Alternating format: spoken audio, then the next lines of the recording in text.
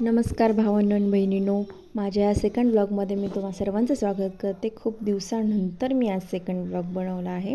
आज माझ्या मुलीच्या शाळेत एकादशीनिमित्त कार्यक्रम होता दिंडीचा आणि तिचं सगळं काही आवरायचं होतं.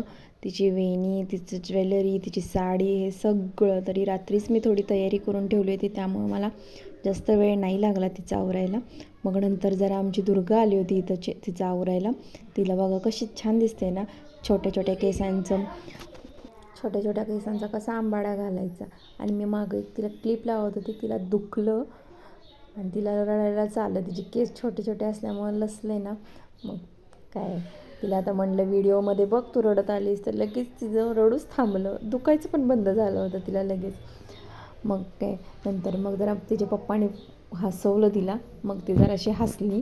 आणि आता म्हणलं तिला मेकअप करायचं आहे, त्यामुळे तिचा मूड एकदम चांगला झाला होता. कारण की मेकअप करायला लहान मुलींना खूप आवडतं, तुम्हाला माहीत नाही. पण तिला जसा मेकअप पाहिजे होता, की जसा तू करते ना मम्मा तसा, अगदी तसाच्या तसा मेकअप पाहिजे होता. मग काय बाबा सगळं काय आम्ही काय काय करायचं ते दाखवलं. तिला जरा हसवलं, तिचं रडू येत होतं ना तिला. मग तिला दाखवलं कसं कसं, मग तिचा मूड जरा चेंज झाला. मग म्हणलं चल आता आपण छान मेकअप करू. पण तिला उभारून नव्हता मेकअप करायचा, बसून करायचा होता. आणि मला तिच्यासमोर सारखं असं वाकून वाकून मेकअप करायला हे होत होतं. मग त्याच्यानंतर तिला म्हणलं जरा उभी राहा थोडा वेळ, मग बस. पण तरी पण तिला त्यातून मध्ये ब्लाऊज टोचायला लागला होता, गळ्यातलं टोचायला लागलं होतं. माहिती आहे ना, मुलींना टोचायला लागलं की नकोच वाटतं. पण तरी पण तिनं ते कड काढलं, कारण की तिला साडी नेसायचीच होती. तिला मी म्हटलं साडी नको नेसू, छान असं तो इरकलच्या साडीचा आम्ही तिला पोलकं आणि ब्लाऊज शिवला होता, पण तो तिला घालायचा नव्हता, तिला साडीच नेसायची होती. पण ठीक आहे म्हणलं मग नेस. मग तिला आता सगळा मेकअप करायचा होता. पण मी पण थोडंच प्रोडक्ट वापरलं होतं का तिच्या समाधानासाठी. मी काही जास्त प्रोडक्ट्स असे वापरत नाही तिला, पण तिला काय तिचं समाधान तर झालं पाहिजे. तरी पण मी इतकंच लावलं होतं. आणि आय मेकअप तर तिचा केलाच नव्हता, पण तिला त्यातून आय मेकअप पण पाहिजे होता. मला लगेच म्हणते, माझं तू आय मेकअप नाही केला का गं तू? आमच्या दोघांनी पप्पा उठून बसले होते तिचे, तर ते कसे बघत होते तिच्याकडं. माझी झोप मोड केली, मला उठवलं सकाळी सकाळी. आता एवढा दंगा असल्यानंतर रूममध्ये तर हे सगळं होणारच ना. मग झोपलेली माणसं सगळीच उठून बसली होती. मग काय आमच्या परीचा चांगलाच मेकअपचा रूट बसला होता.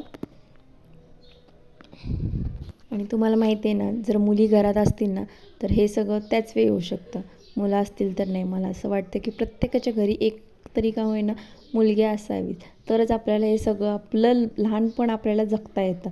आमच्या शाळेत असं काही नव्हतं फारसं. आषाढी एकादशी कधी तर एखादं गौरी गणपतीच्या वेळेला एखाद्या वेळेस साडी नेसायला लावायचे, पण ते पण असेल कधी तरच, असं दरवेळेशी असं काही नाही. मग काय आम्ही घरीच तेवढ्या साडी वगैरे नेसायचो. मग आमची मम्मी काही थोडी पावडर वगैरे लावली, इतकं त्यावेळी काही इतकं मेकअपचं काही कोणाला ज्ञान नसेल. आमच्या आईला तर नव्हतंच असं काही नाही, इतकं ज्ञान. पण आत्ताच्या पोरींना आयांना बघूनच इतकं हे होतं ना, की आपण पण तसाच मेकअप केला पाहिजे, आपल्याला पण तशीच शेड पाहिजे लिपस्टिकची, तसाच आहे मेकअप पाहिजे. अगदी मम्मा करते ना, अगदी तसंच्या तसं हवं असतं तिला. आणि आमची परीला तर मेकअपचं खूप वेड आहे.